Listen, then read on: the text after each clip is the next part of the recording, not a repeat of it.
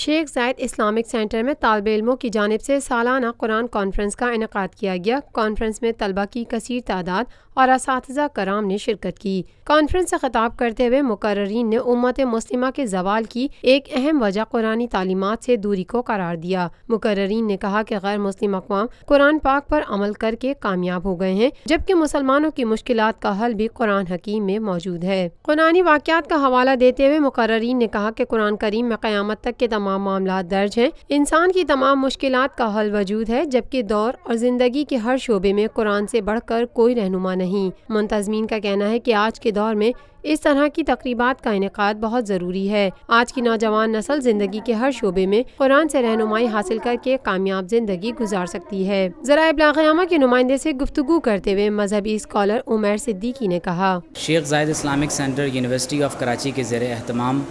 ایک روزہ اینول قرآن کانفرنس 2017 کا اہتمام کیا جا رہا ہے۔ انتہائی لائق تعریف بات یہ ہے کہ اس فتن، ڈس انفارمیشن اور مایوسی کے دور میں جب ہمارے نوجوان طلباء اور طالبات اپنے زوال کا سبب نعوذ باللہ خود دین اسلام کو سمجھتے ہوں اور اپنے عروج اور ترقی کا سبب ویسٹرن سویلائزیشن میں تلاش کرتے ہوں، جامعہ کراچی کے طلباء اور طالبات نے اور بالخصوص یہاں کے اساتذہ، یہاں کے ڈائریکٹر اور ان کی انتظامیہ نے اس خوبصورت اینول قرآن کانفرنس کا اہتمام کیا، جو اس بات کی واضح دلیل ہے کہ پاکستانی طلباء اور طالبات آج بھی اپنا ذریعہ نجات قرآن مجید اور خاتم النبیین محمد الرسول اللہ صلی اللہ علیہ وآلہ وسلم کی اطاعت، اتباع اور محبت میں سمجھتے ہیں۔ میں یہ سمجھتا ہوں کہ ایسے ایونٹس کا مستقل بنیادوں پر انعقاد ہوتے رہنا چاہیے۔ اس سے طلباء کو بھی اپنی صلاحیتوں کے بھرپور اظہار کا موقع ملتا ہے اور بالخصوص مختلف شعبہ زندگی سے تعلق رکھنے والے اسپیکرز کو یہاں بلوایا گیا۔ قرآن مجید کی اسٹوریز اور مختلف عنوانات کے موضوع پر کمپٹیشنز کا اہتمام کیا گیا، تو یہ ایک بہت ہی اچھا اقدام ہے۔ شیخ زاید اسلامک سینٹر کے طالب علم ثاقب صدیق نے کہا، قرآن کانفرنس کا انعقاد کیا گیا ہے تو الحمدللہ یہ سارا خدا تعالیٰ کے فضل و کرم سے اور نبی کریم صلی اللہ علیہ وسلم کی نگاہ عنایت کا صدقہ ہے کہ جس طریقے سے آپ کو معلوم ہے کہ یہ ہمارے معاشرے کے اندر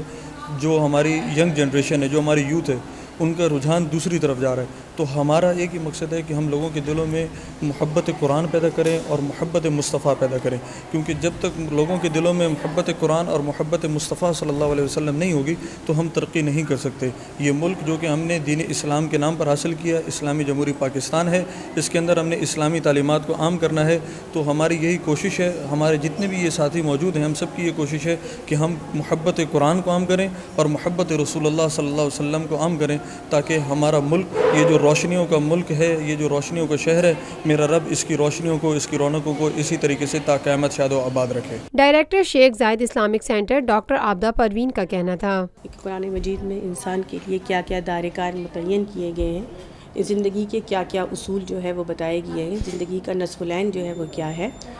اس کو مد نظر رکھتے ہوئے ہمارے اسٹوڈنٹس نے جو ہے یہ اس پروگرام کا انعقاد کیا، کیونکہ قرآن کو صرف پڑھنا ہی نہیں ہے بلکہ اس کو سمجھنا ہے۔ جب تک ہم قرآن مجید کو صحیح طور پر اس کے مفہوم کو نہیں سمجھیں گے تو ہم اپنی زندگی کا کوئی لائے عمل جو ہے وہ طے نہیں کر سکتے۔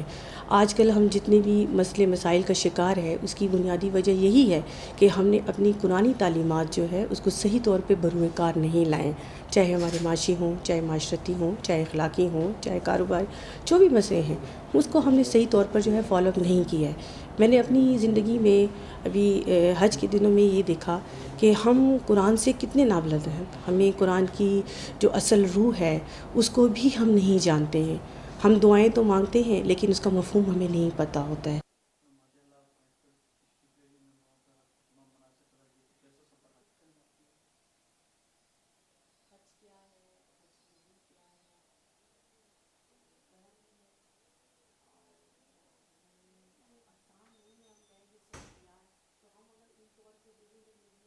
Lotus Lake Towers,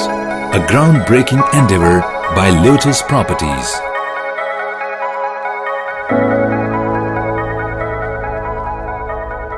یہ ہے خبر کا جہاں اور آپ دیکھ رہے ہیں TNN TV۔